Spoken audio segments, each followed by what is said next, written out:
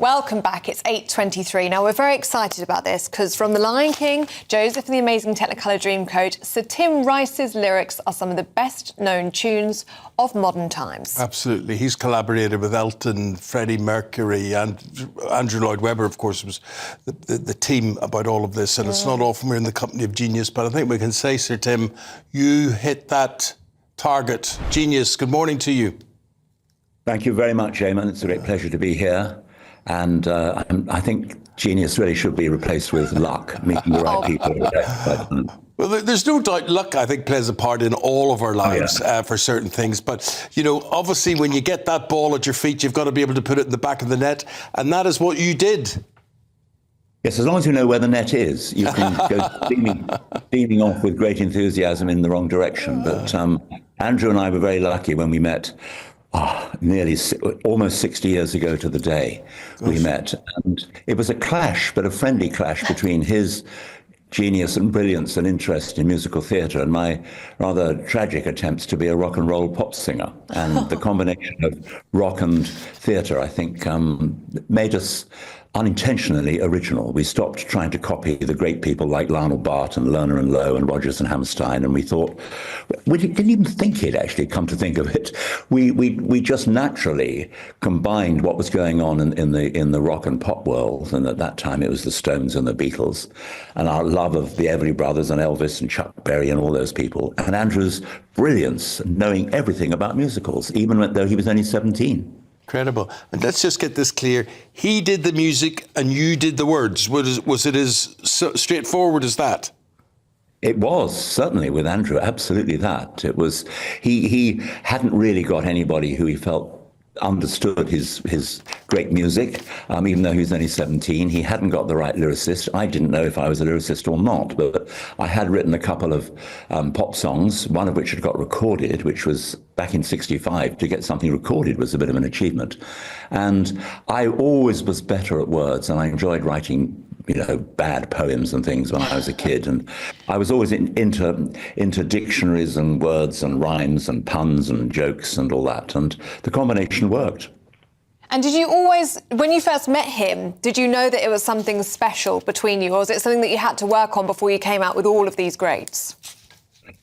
I didn't know. I just thought, here's a nice guy, he's very talented, and it's going to be fun. I was working with incredible lack of success in a lawyer's office at the time. I kind of thought by about the year 2010, I would be a sort of retired, knackered solicitor or something like that. But I didn't really look ahead. I was living for the day. I was 19. You get up in the morning, you think, what's happening today? And I didn't really think even beyond being 19 and a half. Now, when you have this show, what form does it take? Because obviously there's got to be music in it. You're going to tell stories as well. What way does it balance out? Well, it's me on stage, but don't let that put people off. Chatting in between songs, which are sung by four wonderful West End singers, two guys, two girls, if you're allowed to say that these days, and a band led by musical director Supremo Duncan Waugh. And we sing a lot of, or they sing, I don't sing. Actually, I sing one number, but I won't tell you about that. We go through most of the pretty well-known songs from the shows I've been lucky enough to work on in the last 40-odd years, and actually more than that, 50, 60, yikes.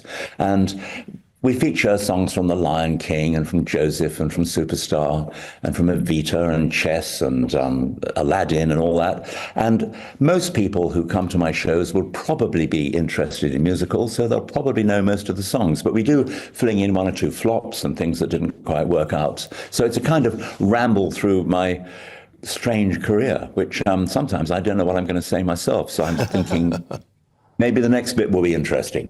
Well, this is going to be interesting. If I asked you, out of all those songs, all those productions that you talked about there, and just people know them all, did you or do you or are you allowed to have a favourite? Well, the old cliche response to that is, it's like, who is your favourite child? It's difficult. It often tends to be the show that I haven't heard for the longest time. So you think, oh, hang on, that was all right. I can begin to see why that one worked.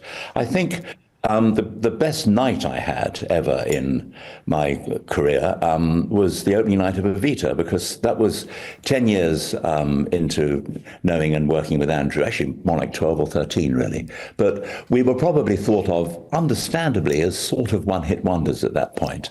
And having a big hit with Evita, and a great opening night with a wonderful cast of Elaine Page and David Essex and Joss Ackland. And the musical clearly worked.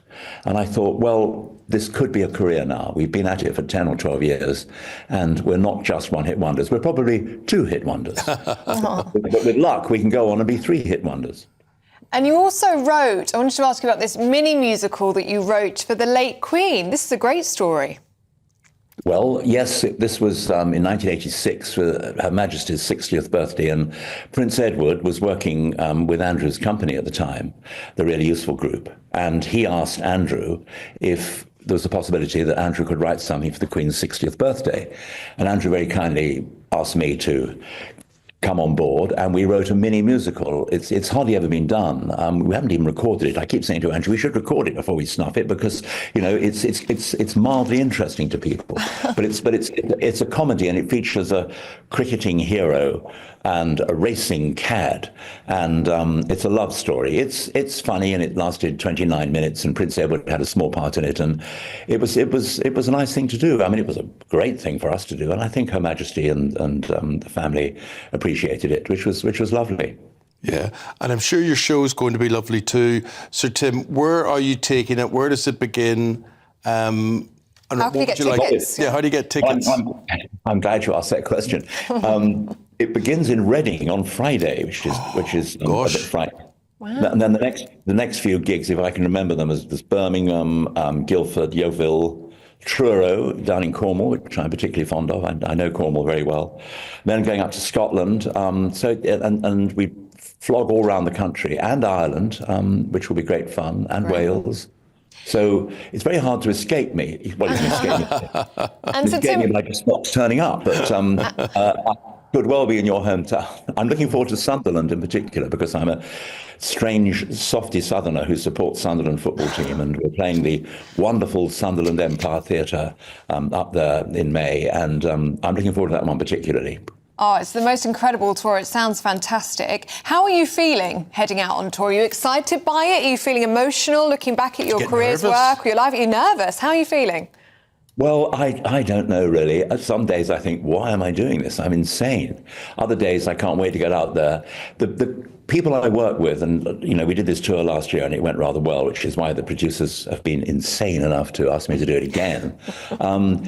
I think it's once I'm out there, it's quite relaxing, and I do find people respond well, and they understand and enjoy some of the stuff that Andrew and I have done over the years. And I, of course, worked with Elton and Alan Menken and Bjorn and Benny and Freddie Mercury and lots of great composers, which I've been very lucky. I'm only half a song.